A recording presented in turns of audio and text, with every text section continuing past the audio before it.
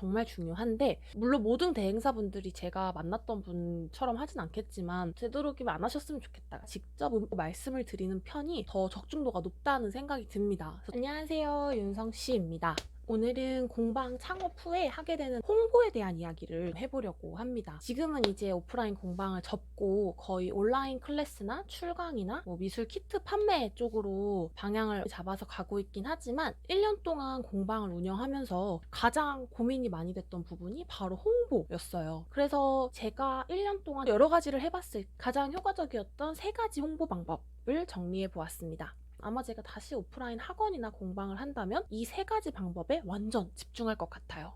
왜냐하면 적은 시간과 돈과 에너지를 들여서 가장 큰 효과를 낼 수 있는 방법이거든요. 먼저 첫 번째는 유통망을 곧 홍보 방법으로 생각을 하는 거예요. 이게 무슨 말이냐, 물건을 판매할 때랑 동일하게 생각을 해볼 수 있는데요. 내가 팔고 있는 물건을 내 홈페이지에만 올려놓는 것보다 쿠팡에도 올리고 스마트 스토어에도 올리고 G마켓에도 올리면 하나에만 있을 때보다 채널이 넓을 때 더 판매가 될 확률이 높아지겠죠. 클래스도 마찬가지입니다. 요즘에는 클래스와 관련된 플랫폼들이 정말 많죠. 온 오프라인으로도 다양하게 많아졌는데요. 프립, 타링, 솜씨당, 그리고 옴클래스, 놀만, 클래스 등록, 그리고 요즘에는 마이리얼 트립 같은 곳에서도 입점 제한이 들어오고요. 그 외에도 정말 다양한 클래스 플랫폼들이 있습니다.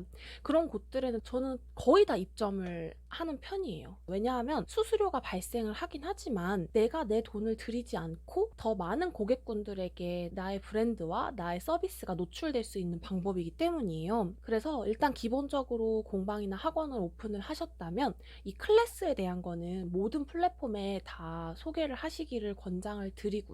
거기서 끝나지 않고 한 가지 팁으로 제가 생각을 하는 건 시즌에 맞는 상품들을 꾸준히 업로드를 하는 거예요. 아이디어스에서도 요즘에 클래스를 운영을 하는데 이런 곳들 같은 경우는 시즌별 기획전이 있죠. 그 기획전의 테마와 비슷한 클래스를 내가 진행을 하고 있다면 기획전에 포함이 되어서 메인에 노출될 확률도 높아집니다. 저는 이제 2019년 10월에 처음 공방을 시작했는데 12월에 크리스마스 트리 그리기 클래스를 했었어요. 또 이제 코로나 전이어서 더 그랬을 수 있는데 다른 기획전들의 메인에 노출이 될 확률들이 높아져서 일주일에서 열흘 동안 한 50분 정도의 수강생분들과 같이 그림을 그렸던 기억이 납니다. 설날이라고 하면 한복이나 떡국이나 새해 같은 경우에는 뭐의 해라고 했을 때 그것과 관련된 상품을 만들거나 만드는 클래스들을 한다면 훨씬 더 노출을 높이는 데 더 도움이 되겠죠. 두 번째는 후기 관리인데 이 후기를 정말 현명하게 늘리는 게 중요하다고 생각이 들어요.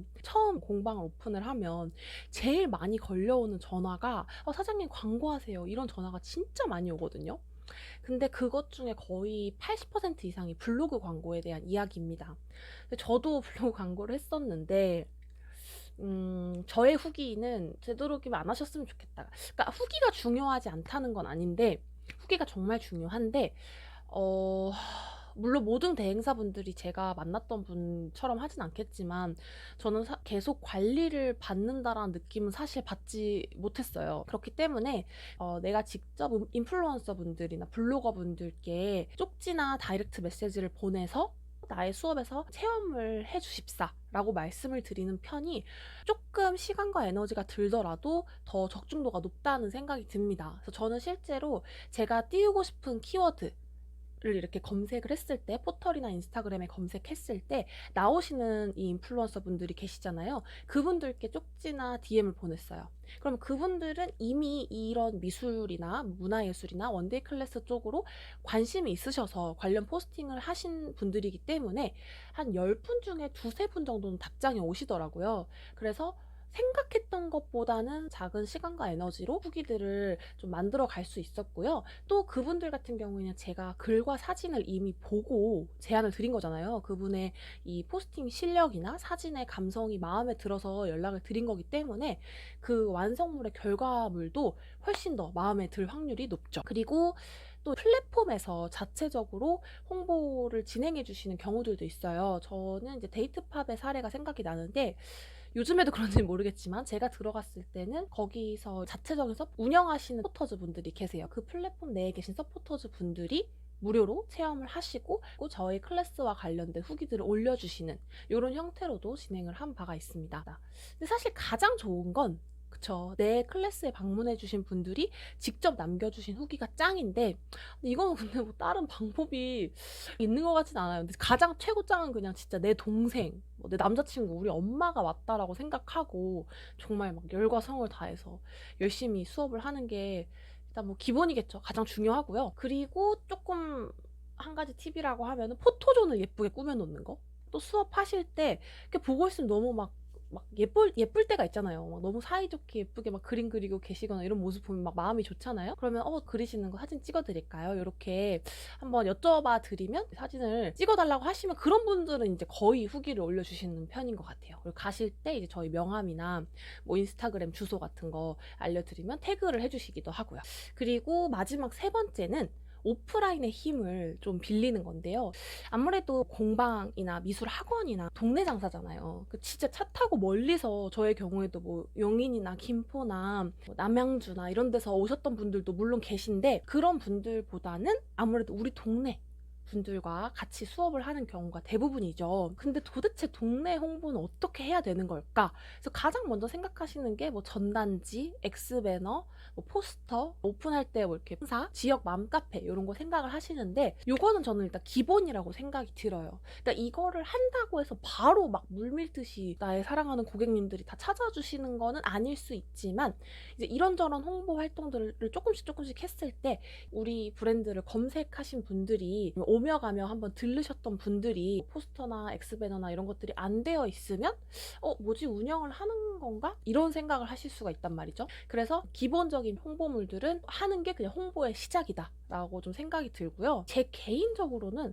핵심적인 지역 내 홍보 활동은 우리 공방이나 학원이 위치하고 있는 이 곳 근처에 있는 학교나 기관이나 센터에 내가 직접 제안을 하는 형태 그리고 우리 구 내에서의 시민사회 활동이라는 생각을 해요. 그러니까 완전 전통적인 영업이긴 하죠. 특히 미술 교육 같은 경우에는 기관과 연계해서 하기가 너무 좋잖아요. 그러다 보니까 한번 참여하셨던 분들은 만족도가 높다면 지속적으로 재방문하실 확률도 훨씬 높고 여기서 참여하셨던 분들이 개인적으로 수강하실 가능성도 높기 때문에 저는 이 지역사회 활동이 홍보에 굉장히 중요한 역할이라고 생각을 합니다. 제가 했던 방식은 저희 이 공방에서 진행하고 있는 수업 커리큘럼 있잖아요. 수업 내용들 혹은 완성작들을 지인들 통해서 많이 사진을 만들어가지고 제안서를 만들고 우리 공방 근처에 있는 학교나 무슨 청소년센터, 주민센터 이런 기관들에 다 보냈죠. 조직도를 보면 이런 외부 프로그램 관리, 기획 프로그램, 뭐 운영 관리 업무를 맡고 계신 담당자분 성함이랑 연락처랑 메일 보통 이렇게 세 가지가 같이 나와 있어요. 저게 제안서를 발송을 하고 한 하루 이틀 후에 전화를 드렸죠. 어디에서 이러이러한 수업을 하고 있는 누구라고 하는데 이렇게 메일 한번 드렸다. 미술 프로그램을 진행하실 계획이 있을 때 한번 참고해 주시면 너무 좋겠다 라고 말씀을 드렸어요. 100곳에다가 뿌리면 한 뭐 3-4군데 정도에서 연락을 오는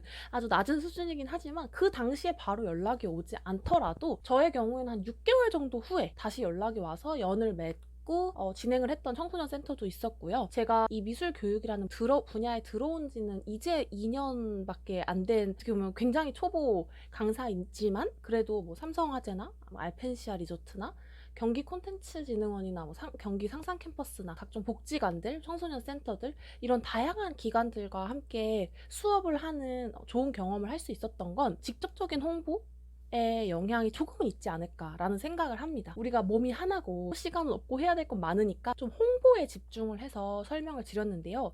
그렇다고 해서 브랜딩을 아예 안 해도 된다. 이건 절대 아닌 것 같아요.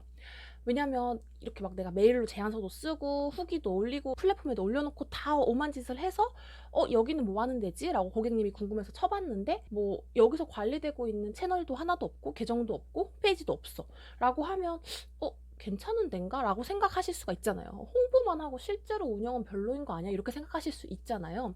그래서 꾸준히 브랜딩을 하는 것도 정말 중요합니다. 저도 이 부분이 좀 항상 고민인 부분이긴 한데 다음 영상에서는 한번 이 브랜딩에 대한 것도 제가 알고 있는 선에서 정리해 보도록 할게요. 네, 지금까지 공방 어떻게 홍보하지? 제 나름의 효과적인 홍보 방안을 3가지로 정리를 해봤는데요. 네, 먼저 첫 번째, 플랫폼은 굉장히 좋은 홍보처다. 시즌과 테마에 맞는 내 클래스를 꾸준히 업로드하자. 두 번째, 후기를 만드는 거 정말 중요한데 광고 대행사도 좋지만 직접적으로 내 마음에 드는 블로거나 인플루언서 분들에게 연락을 드리자. 그리고 가장 좋은 거는 찾아오신 분들께 정말 성심성의껏 서비스를 제공하고 예쁜 사진을 찍어드려서 양질의 후기를 직접 올리실 수 있도록 하는 게 가장 좋다. 그리고 마지막 세 번째는 우리 오프라인의 힘을 조금 활용을 해서 내가 위치하고 있는 곳 인근의 기관이나 학교들에는 한번 제안서를 돌려보자. 네, 이렇게 세 가지로 효과적인 공방 홍보 방법에 대해 정리해 보았습니다. 도움이 되셨다면 좋아요와 구독, 알림 설정은 제가 다음 영상을 만드는데 매우 큰 힘이 됩니다. 감사합니다.